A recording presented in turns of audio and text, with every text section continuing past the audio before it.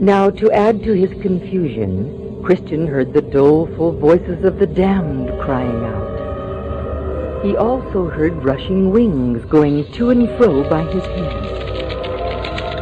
Moreover, he heard the sounds of vehicles rushing toward him as if to run him over if he would not give way off the path. O Lord, I beseech thee, deliver my soul. Now he came on for many miles in this wise, until he heard a company of fiends coming forward to meet him. Now at this, Christian stopped and began to muse about what to do. He had half a mind to turn and run. Shall I run? Nay, I must not, for I have no armor for my back. And for what I may know, I may be past halfway through. And it may be that the dangers going back may be greater than those ahead. I will go on. We be at him! Out with his eyes! Pull out his tongue! Surround him all sides! Yea, though I walk in the valley of the shadow of death, I will fear no evil. Deliver me, O my God, for in thee do I trust. He's got all prayer to his use. Get me away! Come back! He is weak! And we are strong. The kind that only be cast out with fasting and prayer! O Lord, be thou my strength and help, a shelter in a time of storm. Oh, help me! He's praying again! Help me, Lord, for I depend upon thy word alone to deliver me. All right, enough is enough! And for me. And so they gave back and came no farther. Now I took notice that because of all the noises and voices and distractions, that Christian was confounded and knew not his own voice. So there got up behind his ear a certain wicked one who spoke into Christian's ear in Christian's own voice. And the things he spake were terrible blasphemies, loathsome lustings, and vile sins that Christian had long before put away and forsaken. Therefore was Christian greatly sorrowful that he could now blaspheme and curse him who had died for him and whom he loved. And because he did not realize that these thoughts were come from without, he suffered much on cause of them, and had not the wisdom to stop up his ears from hearing. O vile man that I am, to think such things, to say such things, I would stop, and yet I cannot.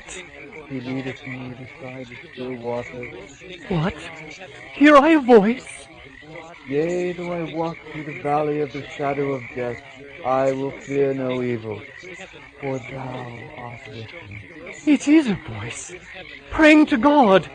I am not alone, and if God be with him, then why not with me? And may I not soon o'ertake him, and so have good company? Hello, good sir, can you hear me? But Faithful answered not, because he feared the voice to be the trick of the goblins to lure him back into the valley. Now by and by did the morning break. Ah, praise God. He hath turned the shadow of death into morning. Now Christian looked back to see by sight what he had passed through by faith. So now he saw more perfectly the ditch that was on the one hand, and the quag that was on the other, and also how narrow the way was which led betwixt them both.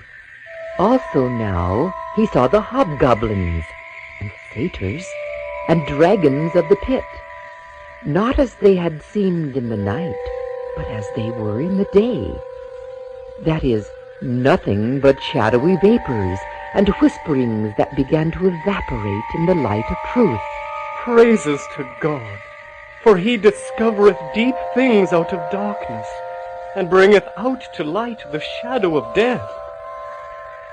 Now as Christian looked back on all that God had delivered him through, he was greatly touched in his heart, so that the springs in his head were loosed, and the tears did stream down his cheeks.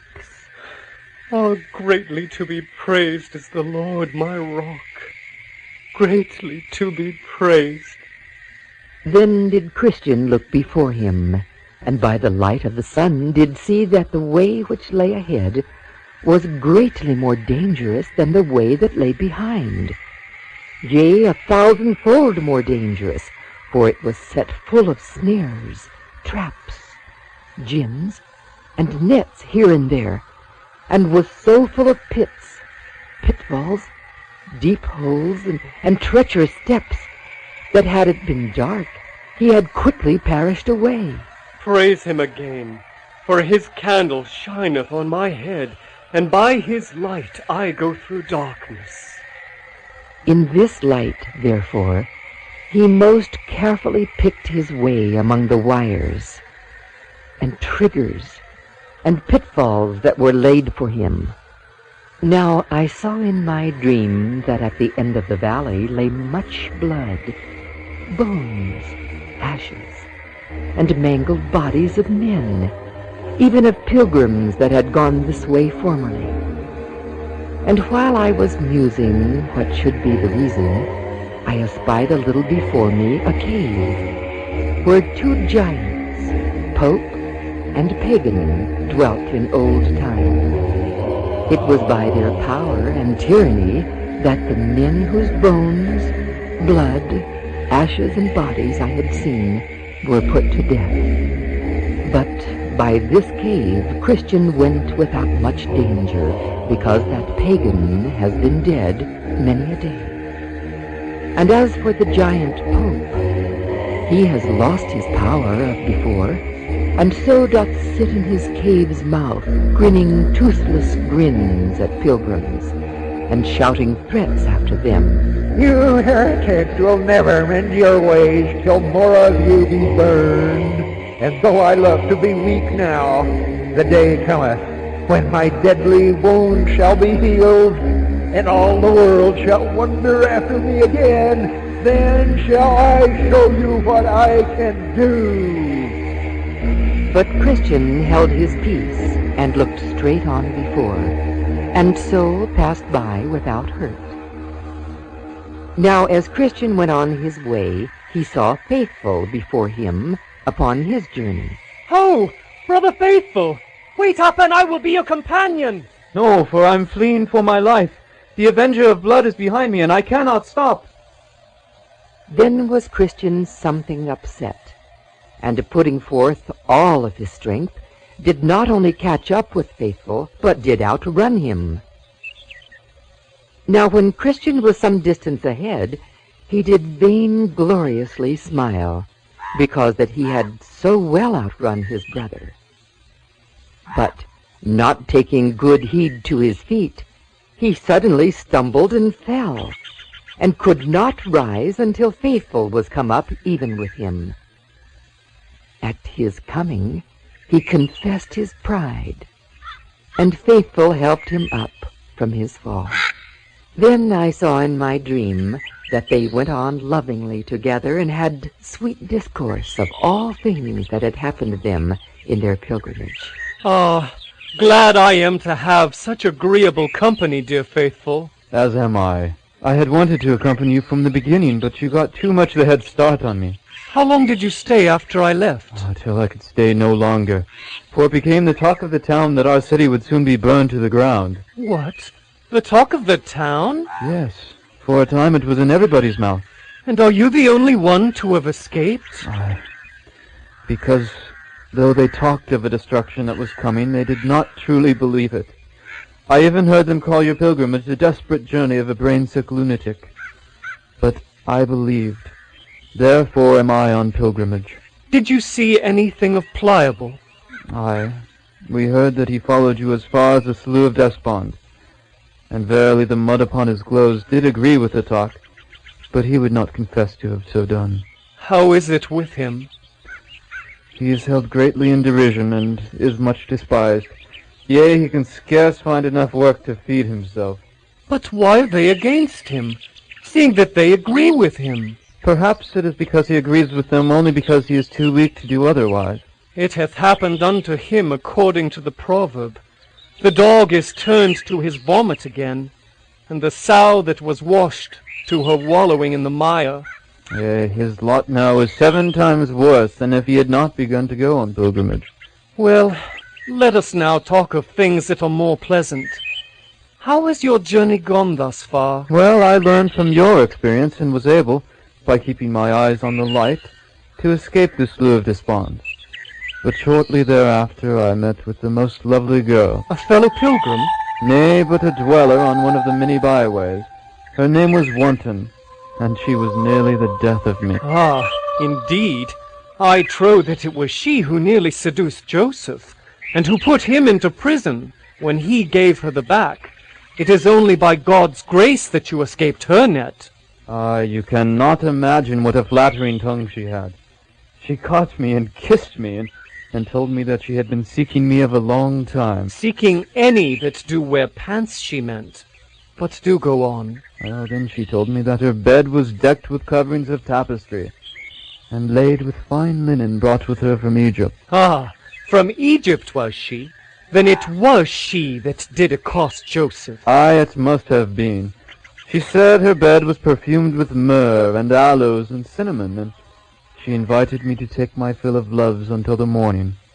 Indeed, with her much fair speech, she had almost caused me to yield. How was it, then, that you escaped? Well, God sent into my mind the scripture that saith, Her house inclineth unto death, and her paths unto the dead.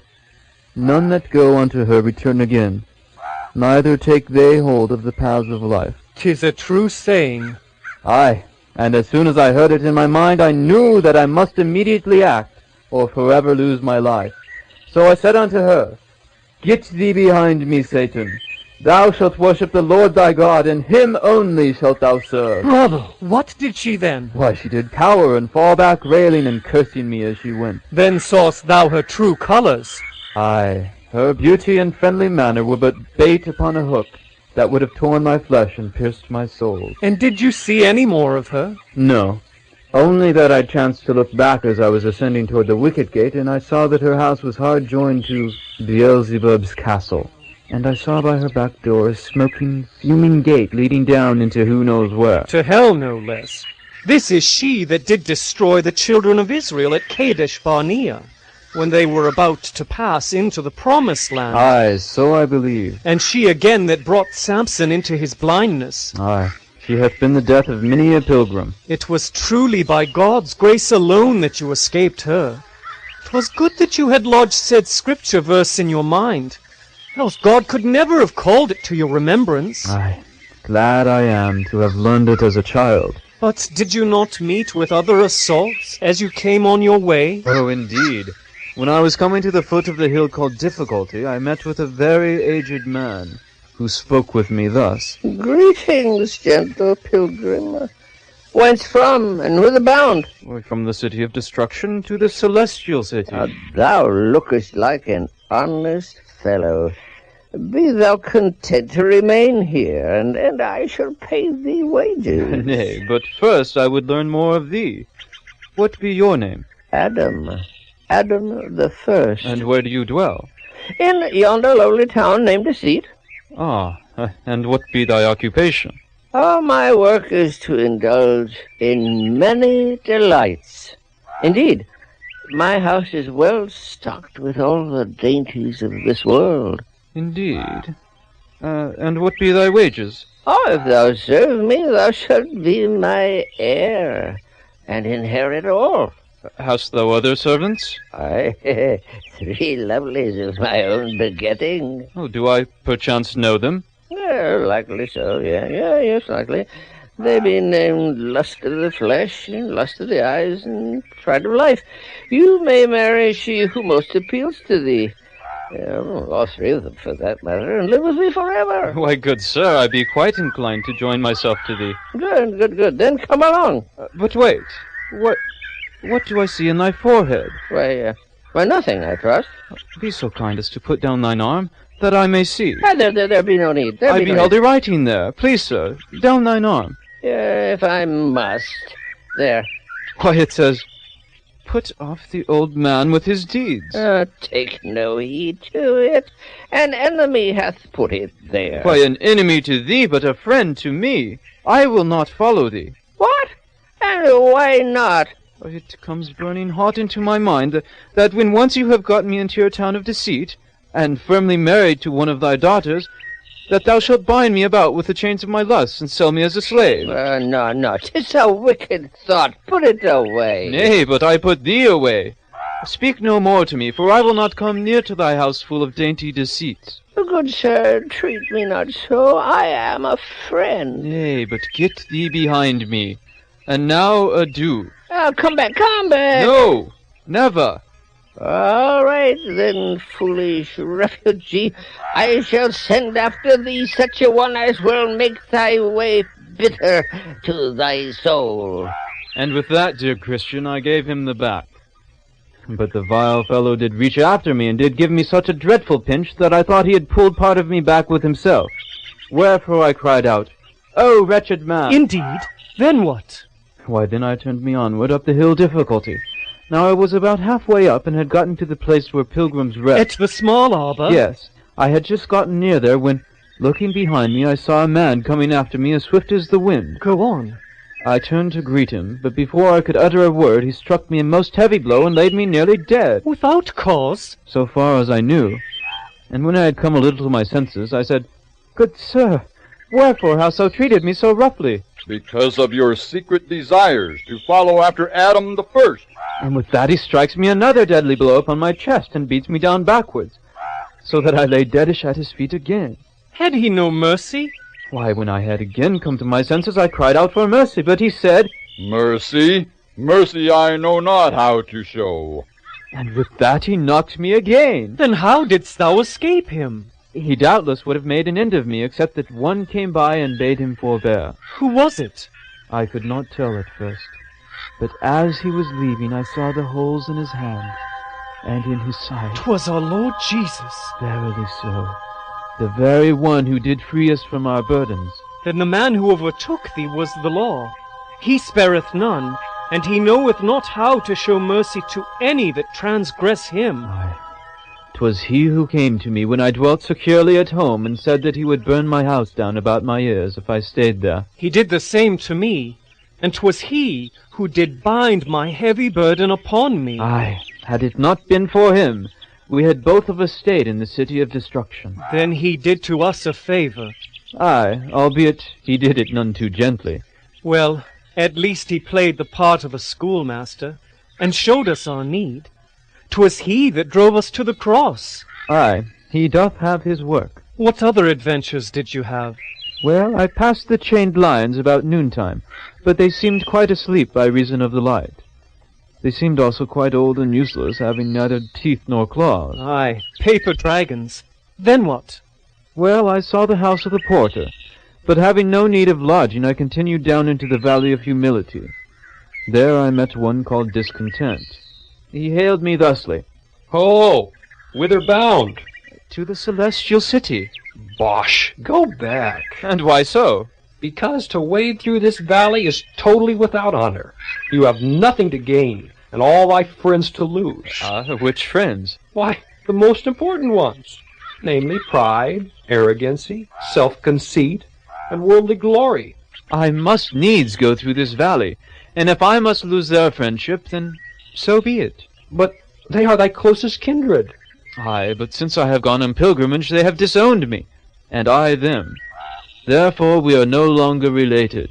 'Tis a high price to pay for trudging through such a lowly valley. Thou art all wrong. Before the Mount of Honor cometh the Valley of Humility. I follow in the path of the gentle and wise, while thou dost slide back to thine own destruction. I go back to my relatives. Aye, to such relatives as will consume thee with their endless desires for greatness. As for me, I am bound for Zion, and so adieu. Thou goest on to thy regret. And so you gave him the back? Aye. Well done. Was this the end of meetings for you? I wish it were, but sadly I met one other, which one like to have wearied me to death. His name was Shame. Our speeches went thusly. Greetings, dear faithful. And to you, sir. What doest a fine man like thyself in this lowly valley? Why, 'tis the way to honor. Thou thinkest thyself to be bound to Zion, I take it. Aye. Knowest thou not that this is not the way? What? This cannot be. Ah, 'tis even so. What proof have you? The greatest proofs. Look about you. How many do you see treading this way? At this moment, none. How many great men have you met with in your travels? None. And rich? None. And mighty? None. And wise? None. There be reason for that. What? Chiefly this, that there is no such place in all the universe as this Mount Zion. Thou chasest after a dream that only the ignorant and foolish pursue. Nay. But yea, all they that thou art like to meet within this way are poor, weak, lowly, and ignorant. They are humble. Because that is all they can be. They have no merit of mind, nor muscle wherewith to be exalted. Therefore do they affect great humility, and in this do they exalt. Why, Thou art at a loss for words, and well so, for there is no defense for your position. 'Tis unscientific and foolish to think that this world was made in only 6 days, and that only by a word spoken by an imaginary god. But you did not take... Hear me out! Do hear me. There is scarce a man in all the world versed in the sciences that doth entertain such foolish notions. Now wait just a minute. Aha! I see the blood begin to rise in thy face. Shame on thee! Thy wrath doth prove the verity of my word. Nay, not so. Aye, verily so. For if there were such a God as you believe in, surely he would have the power to keep thy spirit from boiling over. He has, or else I had crowned thee by now. What a shame, then, that thou art no longer able to do what you would. Nay, but rather lucky for you that the spirit warreth against the flesh, so that I cannot do the things that I would. And what a shame that a mere sermon from the lips of a foolish preacher can make thee repent of imaginary wrongs. And shame on thee that you must go about thy neighbors to make right imaginary grievances for petty faults. 'Tis needful. 'Tis false humility in which the weak-minded take great pride. Nay. Yea, thy religion hath separated thee from many a great and fine man, just because thou dost perceive in him a few little faults, such as enjoying a little too much ale-room, or swearing by the Christ, or other petty nothings. They are not nothings in God's eyes. Bah! God hath no eyes. It cometh clearly into my mind that thou dost press me to a choice. Between what? Between the mockings of men and the word of God. Between wisdom and foolish imaginations, you mean? Nay, but between life and death. And this is my decision, that what God says to be best is best, though all the great men of the world be against it. Foolishness! Spiritual things are spiritually discerned, and I perceive that thou art blind. What? Dost thou begin to revile me? I speak the word of God concerning thee. Therefore, since God doth prefer us to believe him, rather than the idle speculations of so-called great men, I will believe him. Unscientific! And since God prefers a tender conscience, I will not violate it. Bah! Womanly! And since God calls wise those who become as fools for the kingdom of heaven, I will gladly be called a fool by thee, and wise by he. 'Tis foolishness! All foolishness! Sayest thou. But seeing that thou art spiritually blind, and wretched, and poor, and naked, thy words have no weight with me. Well, the fact is that they serve only to confirm the truth of the word of God, which saith that in the last days men shall be lovers of their own selves, covetous, boasters, proud, blasphemers, disobedient to parents, unthankful, unholy, false accusers, fierce, despisers of those that are good, and many other things which thou and thy so-called great men do fulfill. Such insult! Shame on thee! Such truth! Therefore, since the poorest disciple of Christ be richer than the greatest king, and since the most foolish of his children be wiser than thy greatest philosopher, I say unto thee, shame depart! I must inform thee that shame is a most difficult one to leave behind. Away! Nay! Must I call out against thee the word of God? Or wilt thou go peaceably? All right, foolish pilgrim. I shall depart for a space and a season, but I shall never be far from thy ear. My voice thou shalt ever hear. Fare thee, poor. And did he then leave thee? Aye, but not without much struggle of my faith in the word. But when he finally departed for a season, God did give me a verse, which I spoke thus.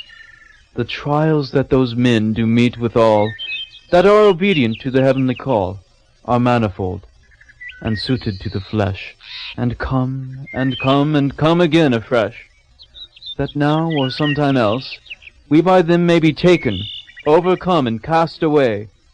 Oh, let the pilgrims then be vigilant, and quit themselves like men. I am glad, my brother, that thou wast able to withstand this villain so bravely. We may be sure that he will follow us all the way to the kingdom, and mock us in the streets, in an attempt to make us ashamed of that which is good. Aye, I fear we have not seen the last of him. But take comfort in the words of Solomon. Which? Where he saith, The wise shall inherit glory, but shame shall be the promotion of fools.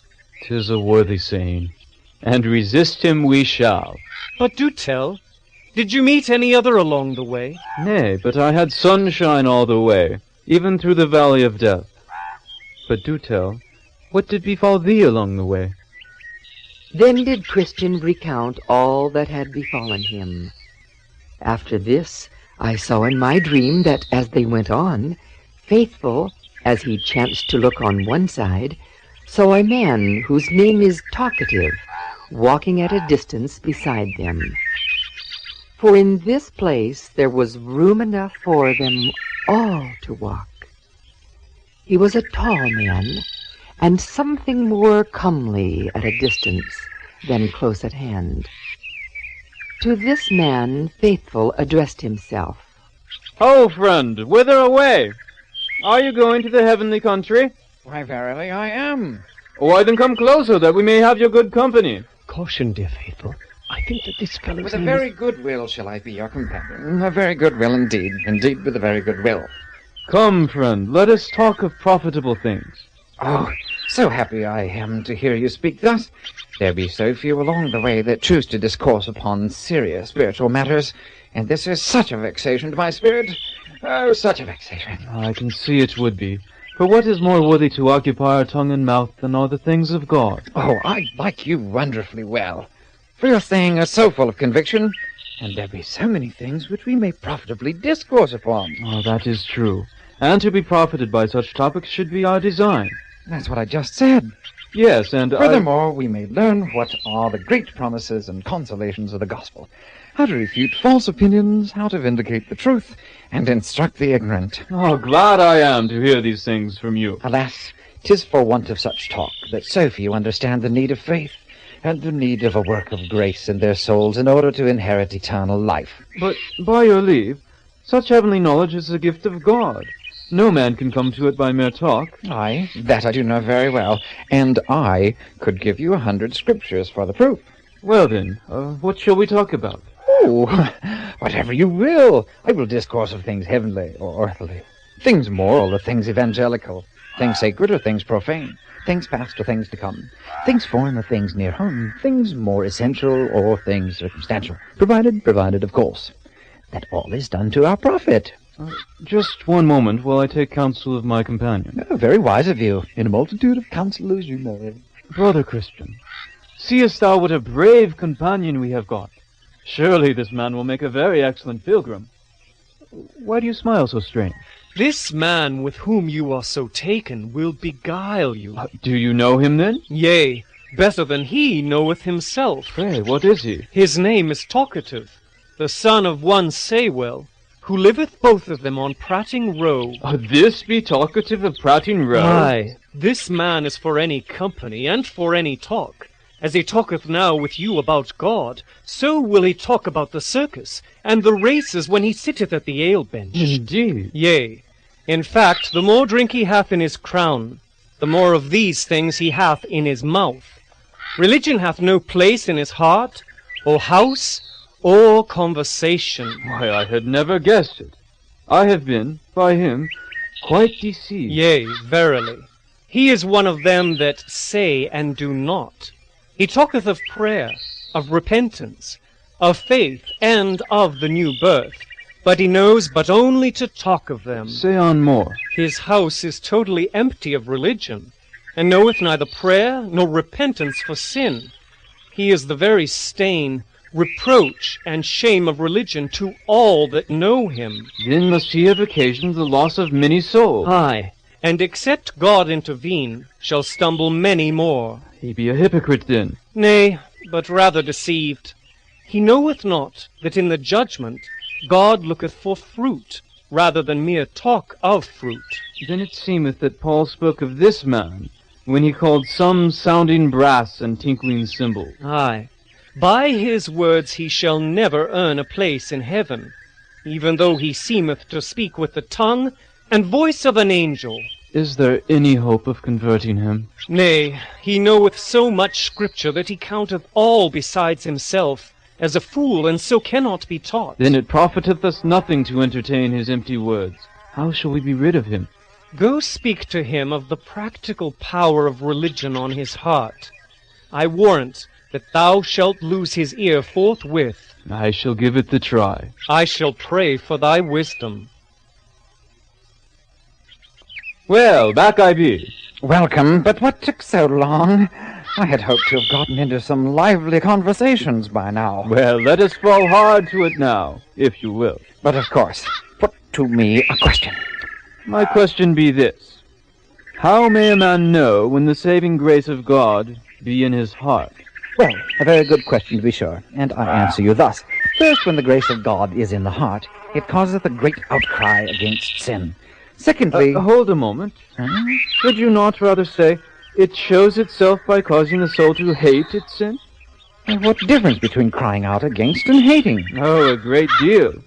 I have heard many cry out against the evils of drink, whilst on their way to the alehouse. And Potiphar's wife could cry out against Joseph with a loud voice as if very chaste. But just the same, she was quite willing to have had him to her chamber. But you're catching at details. Nay, just setting things right. Go on. Thank you. The second evidence of grace in the heart is great knowledge of gospel mysteries. Do hold once again, for this is not needfully so. A man may possess all knowledge, and yet be as nothing if he hath not charity. You'll be catching at details again. I think not so. For although knowledge be needful, it is our acting upon our knowledge that showeth the true Christian. A man may know like an angel, and behave like a demon. Therefore your sign is not true. As King David saith, Give me understanding, and I shall keep thy law. Yea, I shall observe it with my whole heart. I can see that I value knowledge much more highly than thou. Not so. I value it as greatly as thou, if it be accompanied by action. But do go on. Show another sign to show that the work of grace is in the heart. Not I, thank you. For no matter what I say, thou dost catch at straws. Then may I? I cannot. The work of grace showeth itself to a man thusly. There cometh upon him great conviction of sin, and the certainty of damnation if he find not mercy by faith in Jesus Christ. Then there cometh a hungering and thirsting for righteousness, which appetites are fulfilled by Christ. And according to the strength or weakness of his faith in his Savior, so are his joy and peace. So is his love for holiness. So are his desires to know him more, and also to serve him in this world. And how doth grace in the heart show itself to others? By confession of faith in Christ. Talking, you mean? Aye, and more. More? What more? Much more. Such as by a life that agreeth with the talk, to wit, a life of holiness. Not by talk only, as a hypocrite or talkative person may do, but by practical subjection of the life to the Word of God. Hast thou any objections to what I have said? Nay, say on. Then, by your permission, I have a second question to pose to thee. Very good. I love to answer questions. Say on. Hast thou experienced the work of grace in thy heart? Why? And doth your life and conversation testify thereto? Well... Or doth your religion stand more in your word and tongue than in your life? Answer me an honest answer, I pray, For to call oneself righteous when life and neighbors testify otherwise is great wickedness.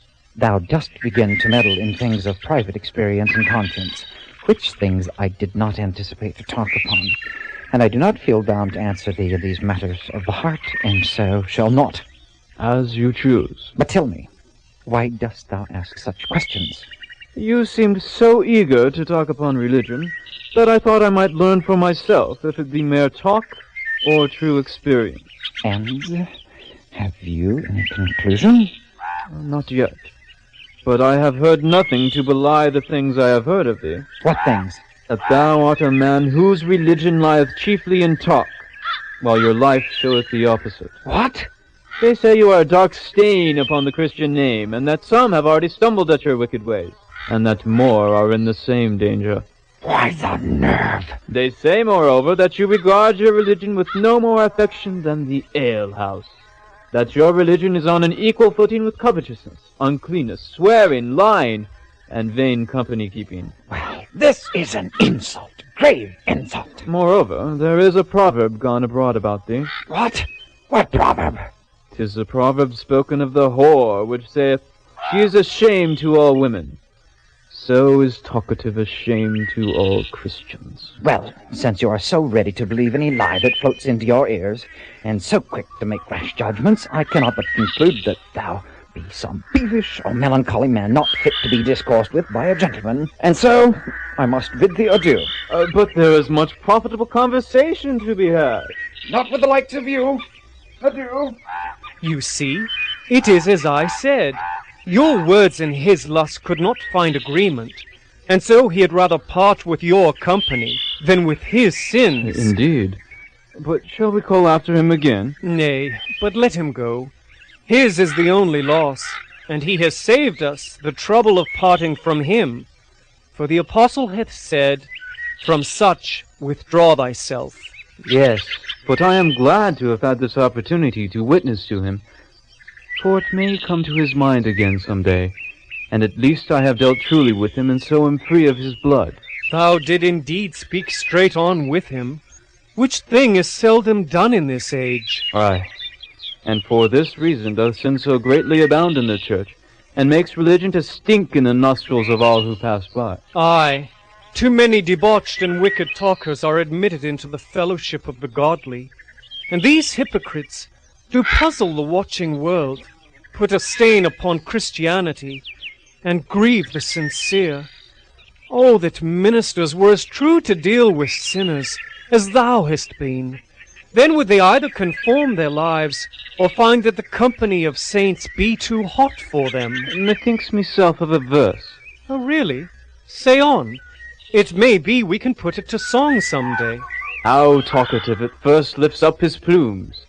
How bravely doth he speak! How he presumes to drive down all before him! But so soon as faithful talks of heart work, like the moon that's past the full, into the wane he goes, and so will all but he who heart work knows. A pretty verse indeed. Some day we should try to put that to song. Now Christian and Faithful went on through a long and weary wilderness. But by virtue of their lively conversation and warm fellowship, the time passed easily for them until they found themselves nearly at its end.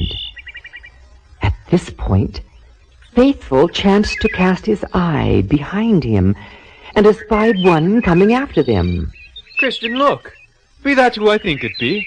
Why, 'tis my good friend Evangelist. Aye, and mine as well. 'Twas he who set me in the way to the gate. Peace to you, dearly beloved. Welcome.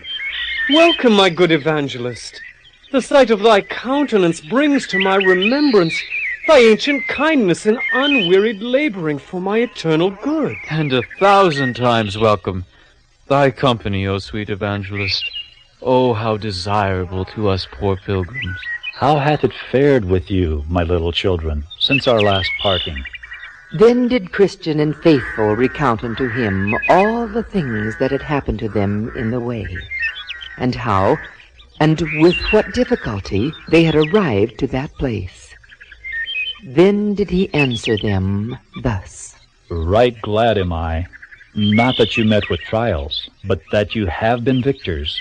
And for that, you have, notwithstanding many weaknesses, continued in the way to this very day. Oh, it was only by the grace of God. Aye, for the spirit is willing, but the flesh is weak indeed. But bear well in mind that thou art not yet out of gunshot of the devil. You have not yet resisted unto blood, striving against sin. Therefore keep the kingdom always before you, and believe steadfastly concerning things that be invisible. We shall, dear evangelist, we shall. And trust not thine own hearts, for they are deceitful above all things, and desperately wicked. Set your faces like a flint. You have all power in heaven and on earth on your side. And now, farewell. Good evangelist, Leave us not yet. no. Stay a while, that we may learn of thee concerning things that lie ahead. For we know that thou art a prophet. What would you learn of me? Of trials and tribulations yet to come. And how we may successfully resist them. Very well. Had you not asked, I should have passed on. But since you have asked, it shall be given you. Hear me out. Say on. My sons, you have heard that you must, through many tribulations, enter into the kingdom of heaven, and that in every city bonds and afflictions await you. Aye, some we have met with already. You will soon come into a town wherein you will be hardly beset with enemies, and temptations, not a few. And be sure that one or both of you must seal your testimony with blood. A fearful thought, dear evangelist. But be thou faithful unto death, and the king will give you a crown of life. And be assured that he that shall die there, although his pain be great, yet will he have the better of his fellow. Not only because it will seem but a moment from his death to his resurrection, but also because he will escape many miseries that the other will meet with in the rest of his journey. Almost I covet to be the martyr. As do I. God will choose for thee. Only quit yourselves like men, and commit the keeping of your souls to God in well-doing, as unto a faithful Creator. Then I saw in my dream that when they were got out of the wilderness, they presently saw a town before them, and the name of that town is Vanity. And at the town there is a fair kept, called Vanity Fair. It is kept all the year long, and beareth that name, because the town where it is kept is lighter than vanity. And also because all that is there sold, or that cometh thither, is vanity. As is the saying of the wise, all that cometh is vanity. What be the hubbub I hear? 'Tis the sounds of Vanity Fair. Ah, I have heard me of this place. It seemeth to be quite a busy place. And so it is.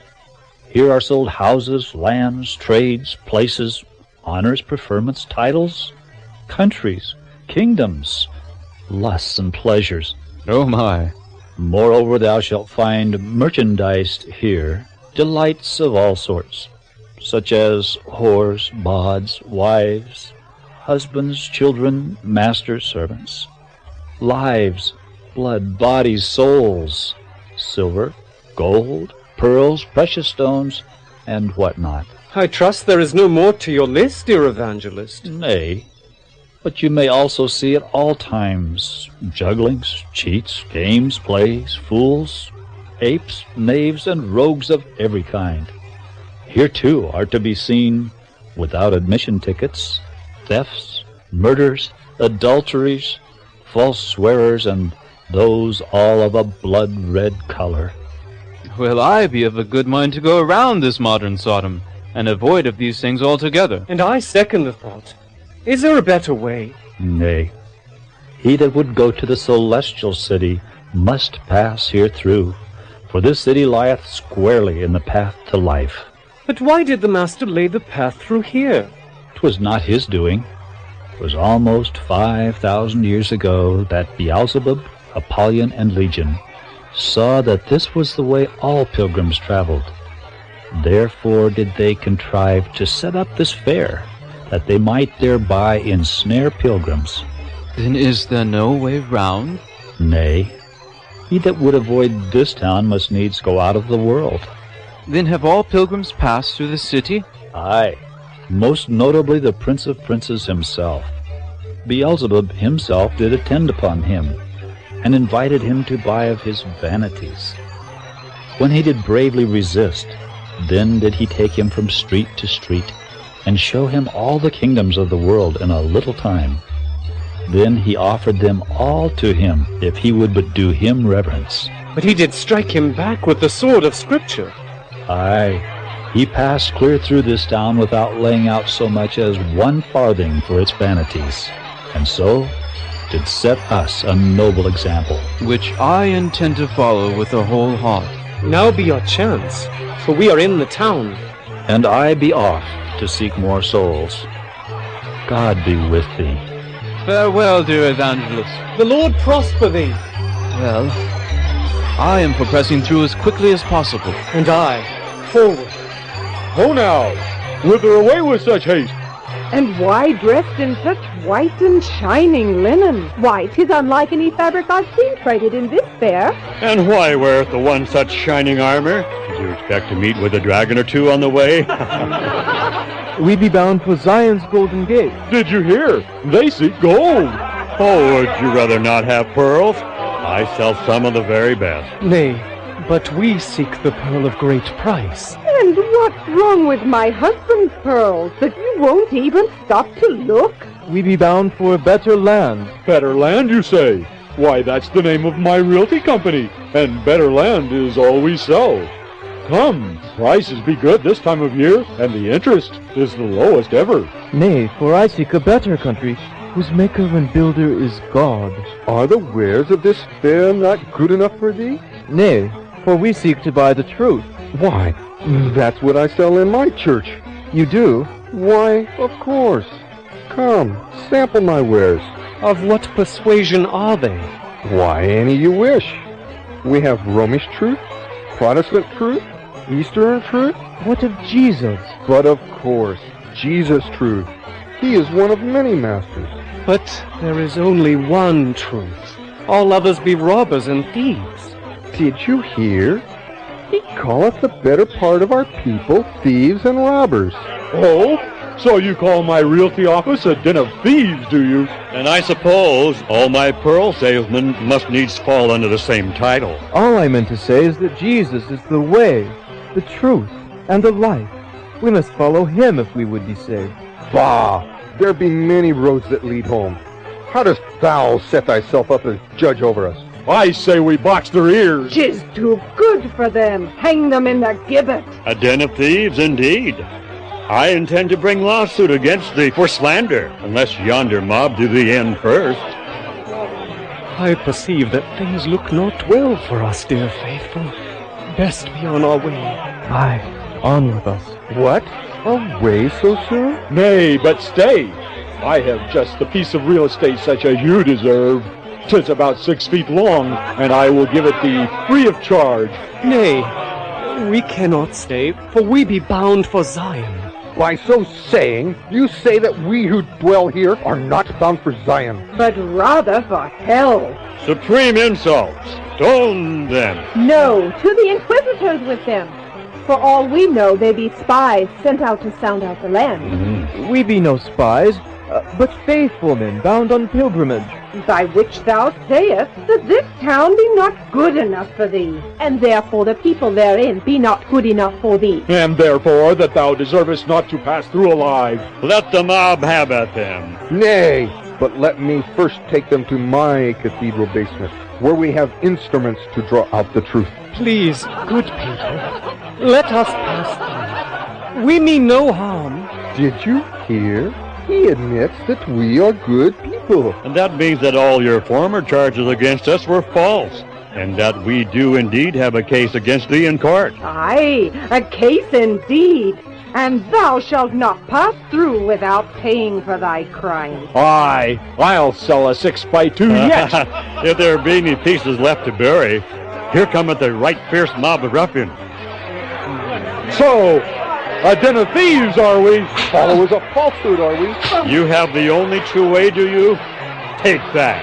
And that. And that again. Vile nephew, pull out his beard. Bring on the skirt. Take out the executioner. Set up the stake. Nay, Bernie is too gentle for them. Bring on the horses, the rope. Here. Silence, all of you. There is a court of law in this town. If you have aught against these men, there is due process to go through. Oh, come on. Come on. Now, what be this uproar about? They be murderers, And thieves. Liars. Cheat. robbers of the poor, Deceivers. false prophets. Stay! Surely these men cannot be all so foul as ye say. I have not seen such a foul one since we crucified the Prince of Thieves, long time past. Nay, but they are followers of that very one. Aye, trained by his own spirit, and brought hither by that vile one named Evangelist. Dear sirs, if you truly be followers of said deceiver and insurrectionist, I doubt that I can save thee. But, being a noble and just ruler of this town, I shall appoint you an impartial commission to study out your case and bring you to a fair trial. Who will serve as unbiased commissioners for me? I. And I. I will serve. Seeing that this seems to be a matter of religion, Pastor, I will appoint thee to be chairman of the commission. You honor your humble servant. Be assured that we will pull out the truth by one means or another. But surely we need representation from the fairer sex. Oh, may I nominate my wife? Will my lady accept the nomination? Oh, but of course. And may I nominate my noble neighbor as well? Oh, thank you. I would love to help. Certainly. You are all members of the Craftsmen's Guild and responsible citizens of the proud town of Vanity. I will leave this minor matter in your hands. Do as you see best. Only remember to do right and obey the laws of Vanity. Adieu. I see we be in for a hard time of it. I see not how we shall escape with our lives. God knows best. Only we must trust. And so the men were brought to examination.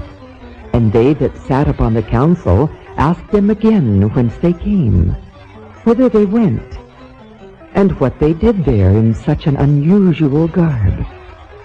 The men answered them as they had before, and pleaded that they had given no cause for such an uproar. But they that were appointed to examine them did not believe them to be any other than bedlams and mad, or else such as came to put the fair into confusion. Therefore they took them and beat them, and besmeared them with dirt, and then put them into the cage, that they might be made a spectacle for all the men of the fair. Friend faithful, how is thy courage? To judge by appearances, not good. My thoughts as well, but to judge by the word of him that cannot lie. We have cause for great joy. How so?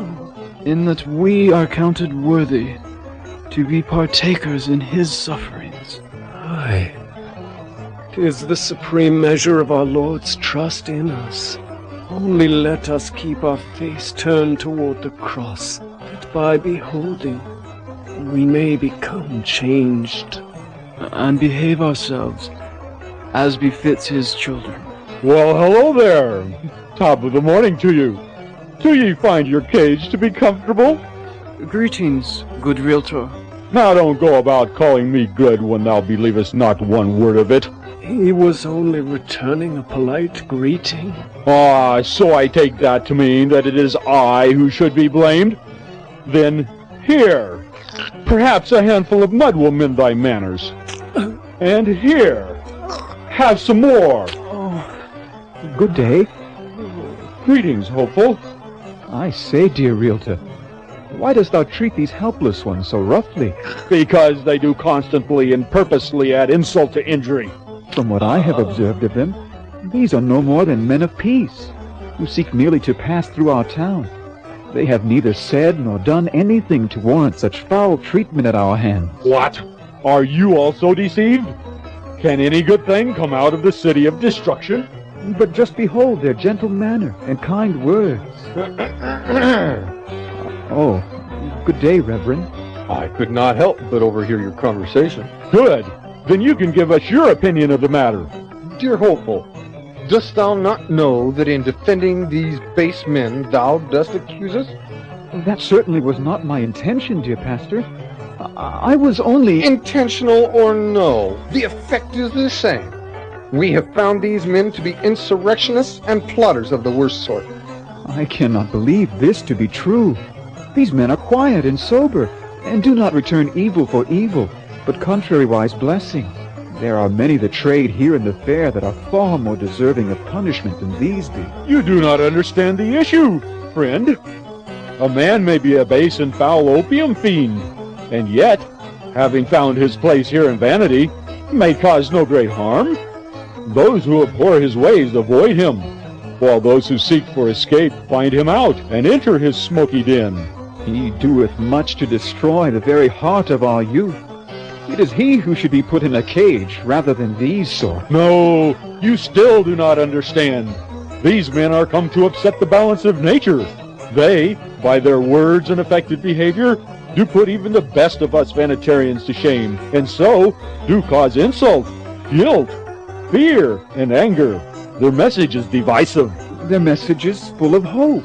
You see, now you and I are hard at it. Men who earlier were closest friends.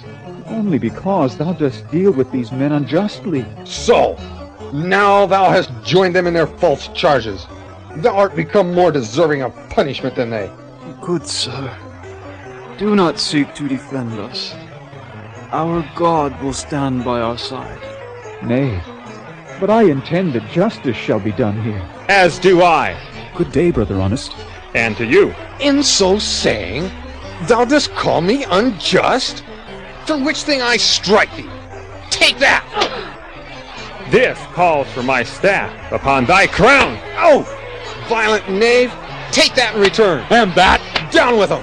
Joiners of false teachers. Well then. Knaves. Irreligious wretches. Into the mud with them. Hang them in the pillory. They are worse than those in the cage. Take that.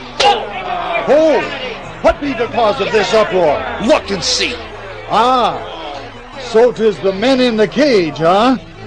Ye have not yet learned your lesson, I see. Even from within your cage, you cause still riot and revolution. Well, perhaps a few blows from the scourge will soften down your foul language. Sergeant? Sir! Beat those knaves without mercy, and then hang irons upon them. Yes, sir! If kindness and gentleness will not do the trick, perhaps more rigorous measures will. Come on, knaves, to the post with ye! These men be not worthy of stripes. Nay, but rather of honor. Best to cease these deceitful words, lest we cause thee to join these men in their punishment. And so they beat them pitifully, and hanged irons upon them, and led them in chains up and down the fair, for an example and terror to others, lest any should speak in their behalf, or join themselves unto them. But Christian and Faithful behaved themselves yet more wisely, and received the ignominy and shame that were cast upon them with so much meekness and patience, that it won to their side several men of the fair. This put the other party in yet a greater rage, insomuch that they concluded that neither cage, nor irons, nor torture should serve their end, but that they should die for the abuse they had done in deluding the men of Vanity Fair. Then were they put into the cage again, with feet in stocks, until they could make ready to have a trial by jury. Ah, dear Faithful, how goes it with thee? Truly I can tell all my bones. I have given my back to the smiters, and they have plucked out the beard. And so too with me. My every move causes more pain. And yet there is greater pain in trying to hold still. But surely we have great cause to sing and rejoice in that the Lord Jesus hath given us grace to behave ourselves as he would have done. Aye, indeed, I never felt his presence so near as when the scourge was tearing my back. And we have cause to rejoice that Hopeful and Honest, and many more, are studying the words of life on cause of our example. Aye, I have great hopes that they may join us on pilgrimage. 'Tis true, the saying of the ancient martyr. Which? That which saith, the blood of martyrs is seed. The more of us you mow down, the more of us that spring up. Aye, 'tis true indeed. And we be more privileged than they, in that we can already see promise of a harvest of souls springing forth from our afflictions, which are light, and but for a moment. My brethren, count it all joy when ye fall into divers temptations, knowing this, that the trying of your faith worketh patience. But let patience have her perfect work, that ye may be perfect and entire, wanting nothing. Blessed words from our brother James. Aye, but do tell my brother faithful, which of us do you suppose will shed his life-blood on this field of battle? I trow it shall be thee, for thou art more able to bear it than I. I would covet such a fate, but God only knoweth which of us can bring most honor to his name by his demise. Let us only commit the keeping of our souls into the hands of he who knoweth best and doeth well. Now I saw in my dream that a convenient time having come, the people of vanity drew them into the courtroom to be arraigned. The judge's name was Lord Hategood. Their indictment was as follows. Bailiff, what be the charges against these men? The charges against these notable ruffians are that they are enemies to and disturbers of our trade, that they have made commotions and divisions in this our town, and have won a party to their own most divisive and dangerous opinion, in contempt of the law of our prince. Hast thou an answer to make? I shall make my answer. Speak on. My companion and I have made not any disturbance of the peace, being men of peace ourselves. As for winning men to our side, this was done of their own free choice, when they beheld our truth and innocence. And I must comment that they have only turned from the worse to the better. And what of being enemies of our Lord Beelzebub? As to this Lord you serve, since he is Beelzebub, the enemy of the true God, I must needs defy him and all his angels. Order! Order! Order in the court!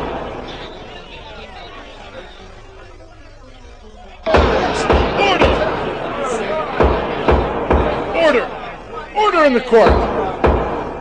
Bring forth the witnesses. I would speak, my Lord Hategood. Speak on, Mr. Envy. My lord, I have known this man a long time, and will attest upon my oath before this honorable bench that he is... Hold! Give him his oath. Do you swear to tell the truth, the whole truth, and nothing but the truth, as interpreted by the Prince of Vanity? But of course. Say on, friend Envy. Well, sir, as I was about to say, this man Faithful, notwithstanding his gentle name, is one of the vilest men in our country. He neither regardeth prince nor people, law nor custom, but doth all he can to possess all men with certain of his peculiar notions of faith and holiness. And in particular, I myself once heard him affirm that Christianity and the customs of our town of Vanity were diametrically opposite and could not be reconciled. By which saying, my lord, he doth at once not only condemn all our worthy enterprises, but all of us in the doing of them. Have you more to add? Oh, much more, your honor. But let others give their testimonies, and if they miss anything, I shall fill in the lack. You may step down. Then they called one named Superstition, and bade him look upon the prisoner. After they sware him, he began thusly. My lord, I have no great acquaintance with this man, nor do I desire more. However, from some discourse that I had with him the other day, I know that he is a very pestilent fellow, for then, while talking with him, I heard him say that our religion was not, and such by which a man could by no means please God, which saying of his, my lord, necessarily leads us to the following conclusions, to wit, that we still do worship in vain, are yet in our sins, and finally shall be damned. And this is that which I have to say. Then was Thickbank sworn, and bid say what he knew in behalf of their lord the king, against the prisoner at the bar. My lord, and you gentlemen all, this fellow I have known a long time, and have heard him speak things that ought not to be spoken. For he hath railed on our noble Prince Beelzebub, and hath spoken contemptuously of his honorable friends, whose names are the Lord Oldman, the Lord Carnal Delight, the Lord Luxurious, the Lord Desire of Vainglory, and my old friend Lechery, Sir Having Greedy, along with all the rest of our nobility. Go on. He hath said further that if all men were of his mind, these noblemen should no longer be able to exist in this town. It sounds like a threat of murder to me. He hath not been afraid to rail on you, my lord, calling you an ungodly villain, with many other such like vilifying terms, with which he hath bespattered most of the gentry of our town. Thou renegade, heretic, and traitor, hast thou heard what these honest gentlemen have witnessed against thee? Yea, but may I speak a few words in my defense? Sirrah, thou deservest to live no longer, but to be slain immediately upon the place. Yet, that all men may see our gentleness towards thee, let us hear what thou, vile renegade, hast to say. Let me first answer Mr. Envy. I have never said aught but this, that what rule or laws or custom or people were flat against the word of God, are diametrically opposite to Christianity. If I have said amiss in this, convince me of my error, and I am ready to make my recantation. To answer Mr. Superstition, I said only this, that in the worship of God there is required a divine faith, but there can be no divine faith without a divine revelation of the will of God. Therefore, whatever is thrust into the worship of God that is not agreeable to divine revelation cannot be done but by a human faith, which faith will not profit to eternal life. And as to what Mr. Pickbank hath said, I say that the prince of this town, with all the named attendants, are more fit for the company of devils than to be rulers over people. In this I may have spoken overly honest, and I ask that the Lord have mercy upon me. Gentlemen of the jury, you see this man about whom so great an uproar has been made in this town. You have also heard what these worthy gentlemen have witnessed against him. Also you have heard his reply and confession. It lieth now in your breast to hang him or to save his life. But yet I think it meet to bring fresh to your minds the ways of our law. There was an act made in the days of Pharaoh, the great servant to our prince, that lest those of a contrary religion should multiply and grow too strong for him, their males should be thrown into the river. There was also an act made in the days of Nebuchadnezzar the Great, another of his servants, that whoever would not fall down and worship his golden image should be thrown into a fiery furnace.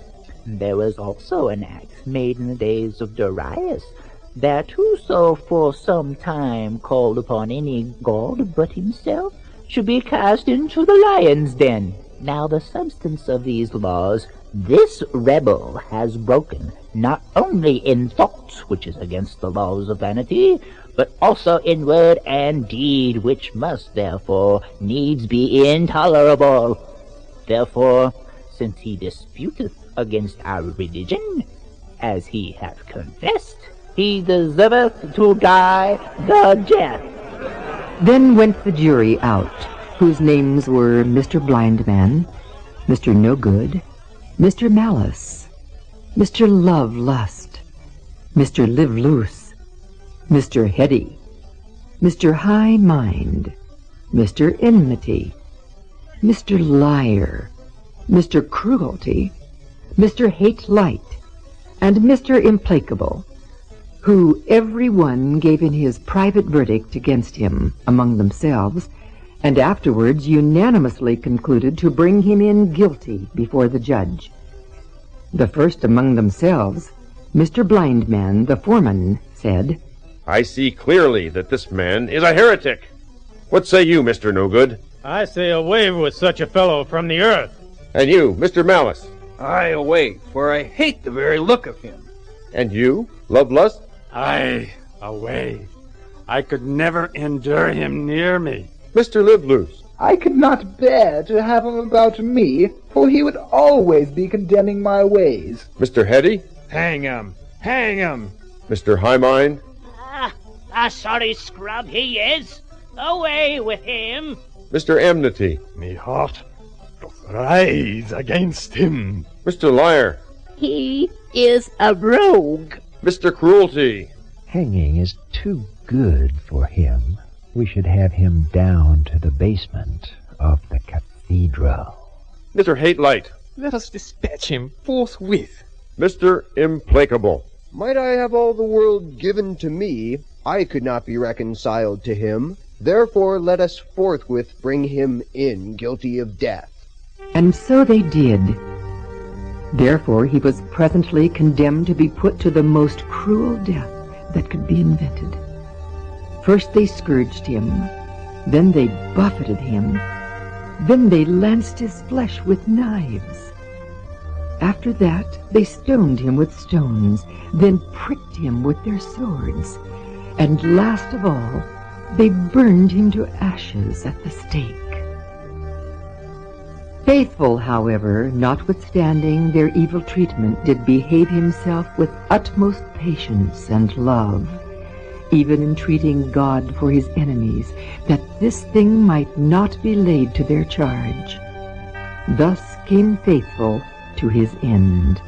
Then was their rage contained for a time by he who overrules all things, who ordained that Christian should not fall in this place, but should escape them. And so, after a time, it came to pass that Christian went on his way, saying, Ah, dear Faithful, thou hast faithfully professed unto thy Lord, with whom thou shalt be blessed. I, while faithless ones, with all their vain delights, are crying out under their hellish plight. Thou shalt sing, Faithful, sing, for thy name shall survive. For though they killed thee, thou shalt be alive. Now I saw in my dream that Christian went forth not alone, for there was one whose name was Hopeful, being so made by the beholding of Christian and faithful in their words and behavior during their sufferings at the fair, who joined himself unto him, and entering into a brotherly covenant, told him that he would be his companion. Thus one dies to bear testimony to the truth, and another rises out of his ashes to take his place. And thus was fulfilled the words of the ancient martyr who said, "You cannot destroy us, for our blood is seed." Ah, dear Hope, how it doth fill my heart with joy to have thee to my companion, as it doth mine to be entered with thee into thy journey. And I trust that there will yet be many more men of the fair who will follow after us.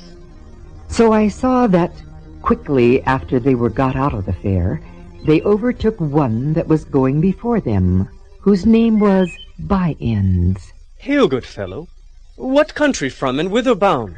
I be from the city of fair speech, and bound on this sunny day for the celestial city. From fair speech? Can any good thing come from fair speech? That you must judge for yourself. Was not the same said of Nazareth? Then pray, sir, what may I call you? I be a stranger to you, and you to me. If you be going this way, I shall be glad of your company. If not, I must be content to go it alone. I have heard of this town, fair speech. Many have. I have heard tell that it is a wealthy place. Aye, 'tis indeed.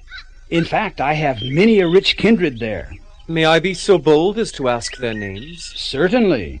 I am related to nearly the entire town, but the most notable among them are my Lord Time-server, my Lord Fair-speech, from whose ancestors that town first took its name, also Mr. Smooth-man, Mr. Facing-both-ways, Mr. Anything, and the parson of our parish, Mr. Two-tongues, who is my uncle. My, quite a list you have made. Aye, distinguished men, all of them. And I myself am become a gentleman of good quality as well. Are you a married man? Aye, to a very virtuous woman, the daughter of a virtuous woman. She was my Lady Faining's daughter. Therefore she came of a very honorable family, and is arrived to such a fine pitch of breeding that she knows how to get along well with all, even from the peasant to the prince. And be ye trained up in matters of religion? But of course. A very important part of our lives it is, too. But from the stricter sort, we do seem to differ in two small points. What are they? First, we never strive against wind and tide. Secondly, we are always most zealous for religion when he goes in his silver slippers. Indeed? Ah, yes. We love very much to walk with him in the street if the sun shines, as it does today, and the people applaud him. Then Christian stepped a little aside to his friend Hopeful. It runs in my mind that we have gotten company with a man named Bunyans. If it indeed be he, then we have got in our midst as foul a knave as there is in all of these parts. Then ask him. Methinks he should not be ashamed of his name. Sir, you talk as if you knew something more than all the world doth. And if I take not my mark amiss, your name is Mr. Bunyans of Fair Speech. Nay, this is not my name. No? No, albeit it is a nickname given to me by some that cannot abide my good company. 'Tis a cross that I must bear, I suppose. But did you never give men an occasion to call you by this name? Never, never. The worst thing I ever did was to have the good luck to be able to anticipate religious trends and to be able to realize some goodly gains thereby. Aha! I thought you were the man.